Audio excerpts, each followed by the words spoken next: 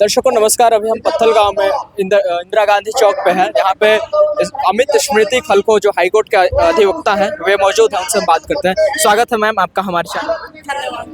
आज जो है आज के इतने संविधान लागू होने के इतने वर्षों बाद भी नारे लग रहे हैं कि लोग संविधान को बचाना है।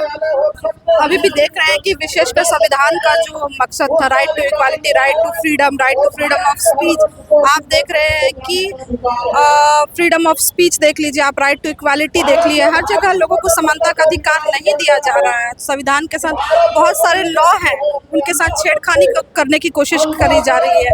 इसलिए ये नारा लगाने की आवश्यकता पड़ रही है कि संविधान की हमें रक्षा करने की आवश्यकता पड़ रही है। संविधान के रहते हुए संविधान से छेड़खानी कैसे किया जा सकता है? और देखिए, एक तो रहता है अमेंडमेंट के थ्रू या संसद भवन के थ्रू किया जा सकता है, लेकिन हमें लगता है कि जो हमारी एसटीओ की जो तादाद है ये विशेषकर किसी पार्टी समर्थक रहता है। और हम देखे जाए तो अभी हमारी जो भारत में जो विपक्ष पार्टी यहाँ पर पाई जाती है, तो डेफिनेटली किसी न किसी तरीके से वो हमारे जो भी राइट्स है उसको छेड़खानी करने की कोशिश की जा रही है। आप रिजर्वेशन को देख सकते हैं, आप पहले का रिजर्वेशन देख लीजिए। जो रिजर्वेशन का मकसद था कि सभी को इक्वल ट्रीटमेंट दिया जाना चाहिए, उसके बाद ये रिजर्वेशन हटना चाहिए था, लेकिन उससे पहले ही आप देख सकते हैं कि रिजर्वेशन की जो कम होने लगा है। 5वीं अनुसूचित क्षेत्र ये सरगुजा संभाग है पूरा, फिर भी हंसदेव जैसे जंगल कट गए बिना ग्राम सभा के सहमति के। इस तरीके से कई ऐसे क्षेत्र पता चल रहे हैं। अभी जो यहाँ त्रिशोट का मामला हुआ था, इस क्षेत्र में बिना ग्राम सभा के सहमति पे बहुत बड़ा बवाल मचा था। 5वीं अनुसूचित क्षेत्र में भी प्रशासन का इस तरीके से हस्तक्षेप हो रहा है, क्या कहना चाहते हैं? यस, डेफिनेटली आप देखिए, शासन और प्रशासन का मिली भगत है। आप यहाँ पर तो कानून का कोई काम ही नहीं है। यहाँ जो शासन है इस प्रकार से हावी हो गई है, प्रशासन की मिली भगत है, और यहाँ जो भी लॉ को नजरअंदाज किया जा रहा है। शासन जो चाहती है, प्रशासन उनके अंडर में आके लॉ को पूरा साइड में रखते हुए ये कार्य किया जा रहा है। आप देख सकते हैं ये 5वीं अनुसूचित का गढ़ नहीं रहा है, ये अडानी और अंबानी का गढ़ बन चुका है।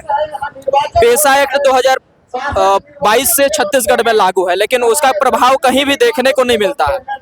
ऐसे क्यों? और अगर ऐसा ही रहेगा तो आदिवासी क्षेत्र के जो विशेषाधिकार है वो तो शून्य दिख रहा है ना। विशेष संविधान ने अधिकार दिया है, फिर भी वो अधिकार शून्य है इस क्षेत्र में। अगर उसको पाने के लिए लोगों को क्या करना चाहिए? ऐसे क्या एक्टिविटी करें आदिवासी कि उस अधिकारों को इम्प्लीमेंट कर पाए इस क्षेत्र में अभी के समय? आपको क्या लगता है? पहली बात तो रही कि यहाँ जागरूकता ही नहीं है, हमारे लोग जागरूक नहीं है। जिस दिन वो जागरूक होंगे, अपने राइट्स को जानेंगे, और अब ऐसी स्थिति आ चुकी है कि अगर वो लोग राइट्स को भी जानेंगे तो भी वो कुछ नहीं कर सकते, क्योंकि यहाँ शासन जो है बहुत हावी हो चुका है। क्योंकि जो भी राइट्स को अगर जो भी अपने हक के लिए आवाज उठा रहे हैं, या तो बस्तर क्षेत्र में जाने उन्हें नक्सलवादी घोषित करके उनकी हत्या कर दी जा रही है। तो आप देखें कि पहले तो जागरूकता की कमी, अब मैंने जैसे कहा, मैं उसी चीज को रिपीट कर रही हूँ, अब ये अंबानी और अडानी का गढ़ रह चुका है। इसके लिए डेफिनेटली आदिवासियों को एक बहुत बड़ा स्टेप लेना पड़ेगा, तभी कुछ हो पाएगा, वरना ये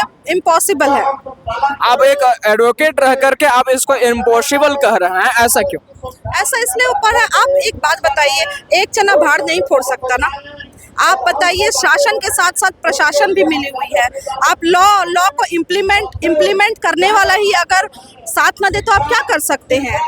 आप देखिए, आप सरगुजा जाके देखिए, डेली आप वहाँ हड़ताल कर रहे हैं, लेकिन उसका क्या, प्रशासन उसको नजरअंदाज कर रही है। प्रशासन जो है आदेशित हो रहा है, लेकिन वो अंबानी और अडानी के चक्कर में वो पूरा नजरअंदाज करते जा रही है। जब प्रशासन एक्शन में आएगी तब कुछ हो सकता है, नहीं तो ये। बहुत बहुत धन्यवाद मैम आपका। तो ये थे अमित स्मृति खलखो जी, इन्होंने अपने विचार रखे। और आज 26 नवंबर है, और 26 नवंबर के यादों में आज के दिन में ही बाबा साहब ने जो है संविधान को समाज को सुपुर्द किया था। आज की उसके यादगार में पत्थल गांव में रैली निकाली गई थी, और उसी बीच में हमने इनका इंटरव्यू किया। इनके विचार आपको कैसे लगे बिल्कुल आप कमेंट बॉक्स में बताइए। धन्यवाद।